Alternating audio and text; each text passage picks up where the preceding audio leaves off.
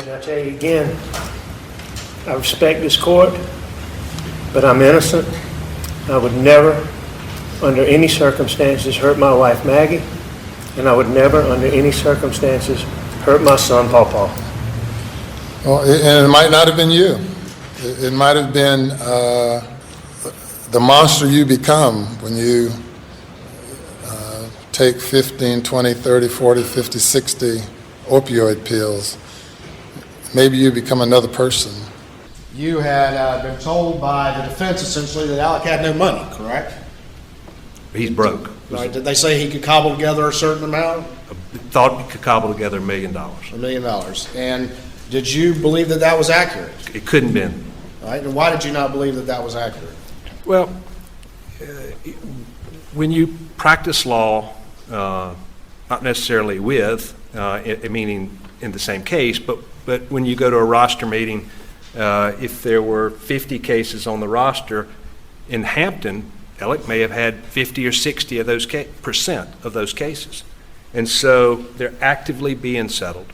I know that he's actively making money, and you just can't possibly be broke if you're making money, not the way he was making money. Hello and welcome to True Crime Rocket Science, the most authentic voice in true crime. You may remember that way back in 2020, Murdaugh told Mark Tinsley, the lawyer for the Mallory Beach case, that he was bankrupt.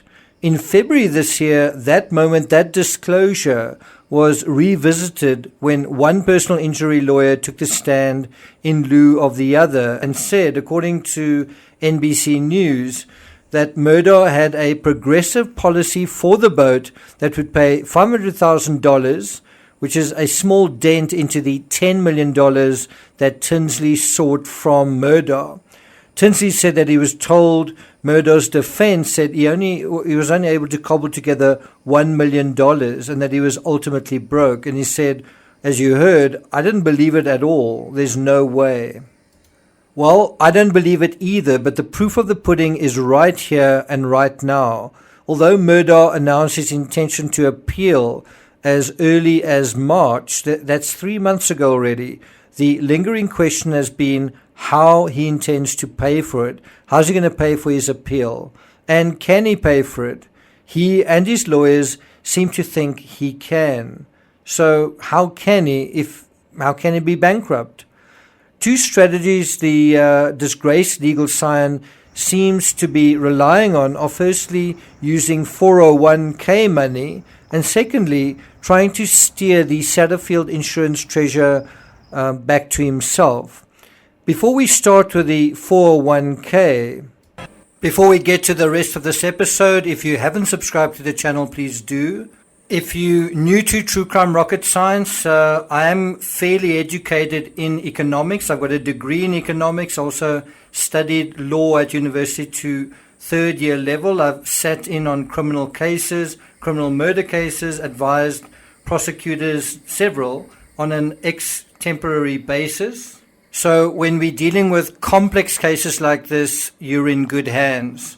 If you're enjoying this episode, please like, share, leave a comment. You can also hit the thanks button and let's get started. So in terms of the 401k, convicted murderer Alex Murdaugh isn't going to be able to dip into the $160,000 in his liquidated retirement accounts to pay for his appeal, and that's because of a ruling by Judge Daniel Hall. He said that Murdaugh isn't going to be allowed to access it to pay lawyers to appeal his conviction. His words were, after careful consideration, defendant Richard Alexander Murdaugh's motion for payment of attorney's fees and costs from untainted funds is denied. Why though? Why is that? Well, according to Columbia, South Carolina attorney Eric Bland, who's representing the families who claim that Murdaugh stole their insurance settlement money, well, he said that it would be unfair to Alex's victims and creditors to allow them to effectively jump the queue to get that money first and, allow him sort of preferential treatment. And I think that is 100% right. That is just so it would be unfair. And so that's why the 401k is kind of out of the question. Now let's deal with the Satterfield insurance treasure. Murdaugh seems to be trying to complicate legal efforts to retrieve the Satterfield million. So you might say it's ill-gotten gains, but the efforts to get that money back has been complicated. According to ABC 7 Chicago, quote, Nautilus Insurance Company has sued Murdaugh to try to recover the money he took. However, Murdaugh's legal team claimed the lawsuit is now illegitimate. This lawsuit from the insurance company is illegitimate because Murdaugh lied about how Satterfield died.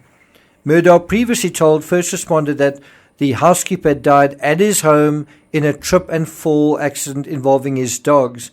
Now, in a relatively new legal filing, Murdaugh says that he invented that story.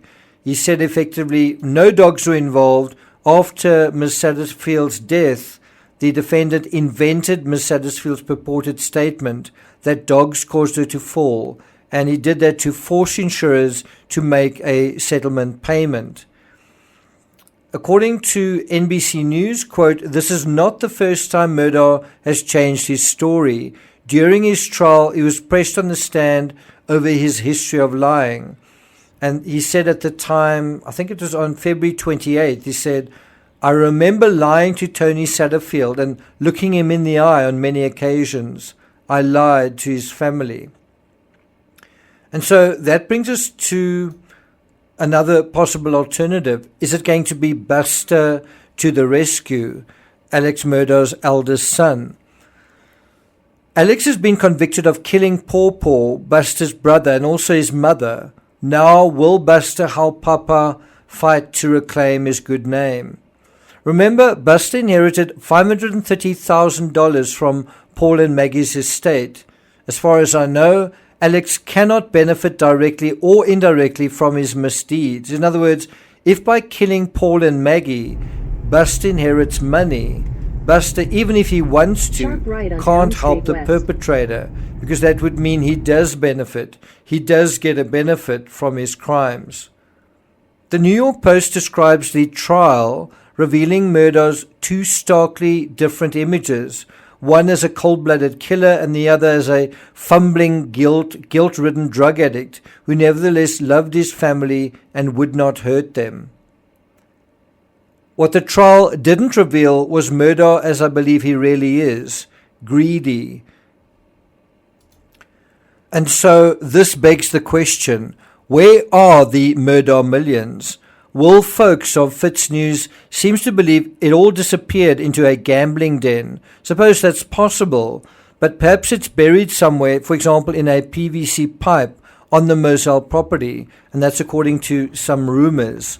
Perhaps Murdaugh spent as fast as he earned on sex, drugs, and rock and roll.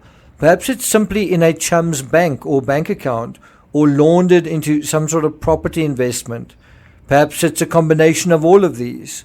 Whatever it is, Murdaugh seems to think he has a lot of fight left in him and lots of moolah to fund that fight. Time will tell. So I'm not going to take it further than that, but if you are interested in the subject matter, where could the Murdaugh millions have been hidden? Well, watch till the end of this episode and you can then click a link, Hiding Money in Plain Sight. And there's a little bit more insight in terms of that. I'll also put a link to that video in the description. Bear in mind, in the Stephen Smith saga, 2 persons of interest have also been identified, and I'll be talking about them in the next episode, so look out for that. Thank you for listening, and I'll see you guys next time.